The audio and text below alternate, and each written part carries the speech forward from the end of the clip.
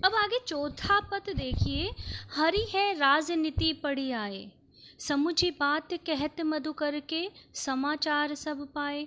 तो गोपियाँ कहती हैं कि देखो, अब हरि ने, अब श्री कृष्ण ने राजनीति भी पढ़ ली है। तो यहाँ गोपियाँ व्यंग कर रही हैं श्री कृष्ण पर। उद्धव जब उनको संदेश दे रहे हैं योग का, तो गोपियाँ कह रही हैं कि अब हरि ने, अब श्री कृष्ण ने राजनीति भी पढ़ ली है।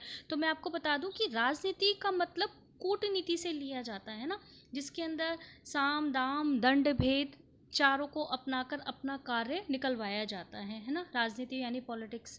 तो कहती कि अब तो श्री कृष्ण ने राजनीति भी पढ़ ली है। और समुझी बात कहत मधुकर के, मधुकर मतलब भंवरा, लेकिन यहाँ पर मधुकर उद्धव के लिए आया है। तो गोपियाँ कहती हैं कि समुझी बात कहत मधुकर की, कि उद्धव ने जो कुछ भी बात कही है वो हम समझ गए हैं। यानी उद्धव के द्वारा जो श्री कृष्ण ने हमें योग का संदेश भिजवाया है, तो इससे पता चल रहा है कि जो श्री कृष्ण है उन्होंने राजनीति भी पढ़ ली है। समाचार सब पाए, वहाँ बैठे बैठे वो सारा समाचार जान पा रहे हैं, मतलब हमारे बारे में जानकारी हासिल करना चाहते हैं। जैसे एक राजा होता है, वो अपना दूत भेजता है, दूत के माध्यम से वो सारी जानकारी ले लेता है। तो अब तो श्री कृष्ण राजनीति पढ़ ली है उन्होंने, अब वो राजा हो गए हैं और वहाँ बैठे बैठे वो सारा समाचार पाना चाहते हैं। एक अति चतुर हुतई पहिले ही, एक तो वो पहले से ही बड़े चतुर थे, बहुत चालाक थे। बचपन की बातें वो बताती हैं कि कितने चालाक थे, चतुराई से काम लेते थे। तो कहती है गोपियाँ, एक तो वो पहले ही इतने चतुर थे, अब गुरु ग्रंथ पढ़ाए, और अब वो हमें गुरु ग्रंथ पढ़ाने के लिए, यानी इस उद्धव के माध्यम से योग पढ़ाने के लिए इस उद्धव को हमारे पास भेजा है। पहले ही बहुत चतुर थे, अब तो राजनीति भी पढ़ ली है, अब तो वो कूटनीति भी जान गए हैं। तो वे तो बहुत ही चतुर चालाक हैं, और उन्होंने अब हमारे पास इस उद्धव को योग का संदेश देकर भेजा है। अब आगे कहती हैं, बड़ी बुद्धि जानी जो उनकी, जोग संदेश पठाए। बड़ी बुद्धि जानी जो, उनकी जो बुद्धि है वो बढ़ गई है, यानी अब वो और विद्वान हो गए हैं। वहाँ जाकर, मथुरा जाकर अब वो राजा बन गए हैं, और वहाँ जाकर उनकी शायद बुद्धि बढ़ गई है। बड़ी बुद्धि जानी जो उनकी, जोग संदेश पठाए, इसीलिए उन्होंने योग उपासना का संदेश हमारे लिए भिजवाया है उद्धव के माध्यम से। अब अगली पंक्ति में वो उद्धव जी को कोई दोष नहीं दे रही है, बल्कि कृष्ण पर व्यंग कर रही हैं गोपियाँ। कहती हैं, उद्धव भले लोग आगे के, परहित डोलत धाय, कि हे उद्धव, जो भले लोग होते हैं आगे के, मतलब पहले के ज़माने में, आगे का मतलब अगला ज़माना, कि पहले ज़माने में जो लोग दूसरों के कल्याण के लिए, परहित मतलब दूसरों के, हित मतलब कल्याण के लिए, दूसरों के लिए, डोलत धाय, डोलते फिरते थे, दूसरों के काम के लिए इधर उधर दौड़ भाग करते थे। जैसे कि आपने की है, आपने श्री कृष्ण का संदेश लेकर आप यहाँ तक आए हो, आपने दौड़ भाग की है। तो पहले के समय में जो सज्जन पुरुष होते थे वो दूसरों के हित के लिए दौड़ भाग करते थे।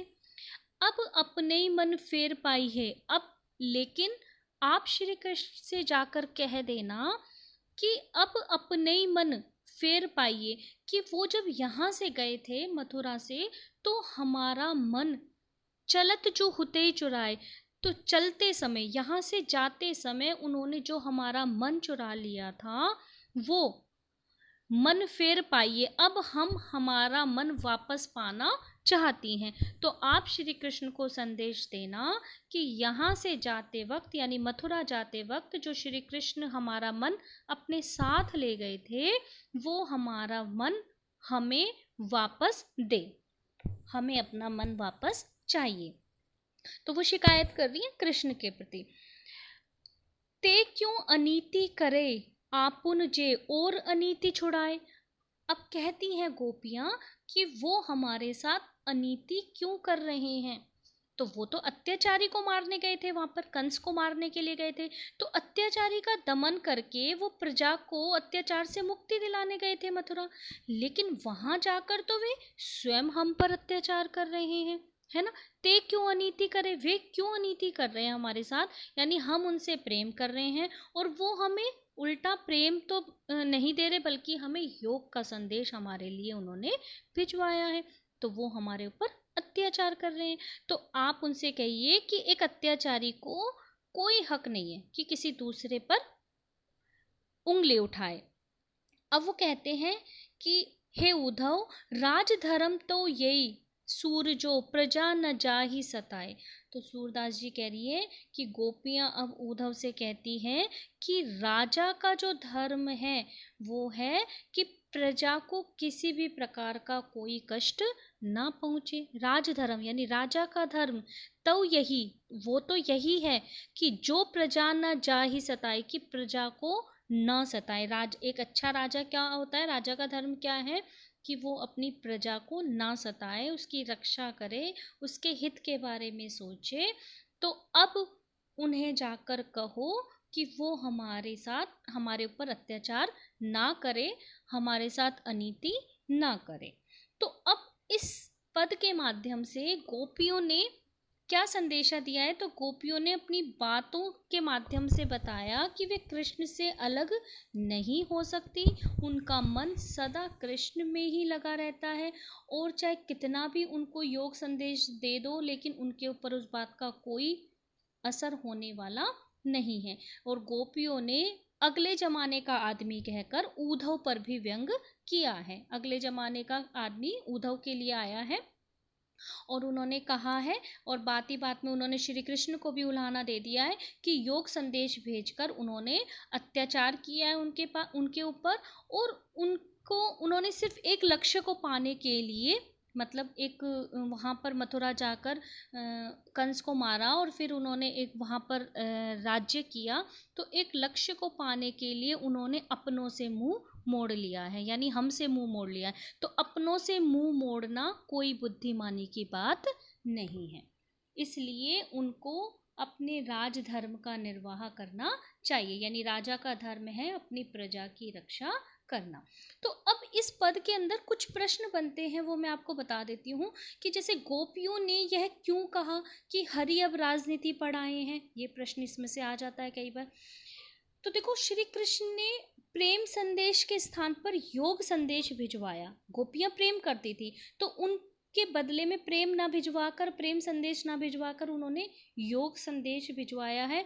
तो उन्होंने, श्री कृष्ण ने सीधे सीधे अपनी बात ना कहकर एक राजा की तरह अपना राजदूत भेजा, और गोपियों के साथ कृष्ण ने किसी चालबाज नेता की तरह कपट किया है। तो ऐसा सिर्फ एक कुटिल राजनीतिज्ञ ही कर सकता है, इसीलिए गोपियों ने यह कहा है कि हरि अब राजनीति पढ़ाए।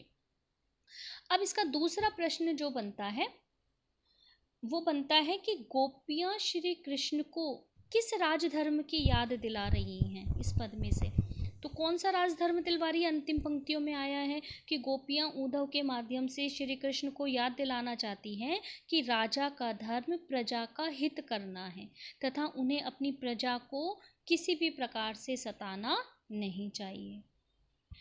एक और प्रश्न देखो, अब गुरु ग्रंथ पढ़ाए में क्या व्यंग है। ये जो पंक्ति आई है तीसरी लाइन में, अब गुरु ग्रंथ पढ़ाए, तो इसमें कृष्ण पर व्यंग है। कृष्ण तो पहले से ही चतुर थे और अब वे राजनीति भी उन्होंने पढ़ ली है, तभी तो खुद आने की जगह उन्होंने उद्धव के द्वारा योग का नीरस उपदेश उनके लिए भिजवाया है, योग उपासना का संदेश उनके लिए, गोपियों के लिए भिजवाया है।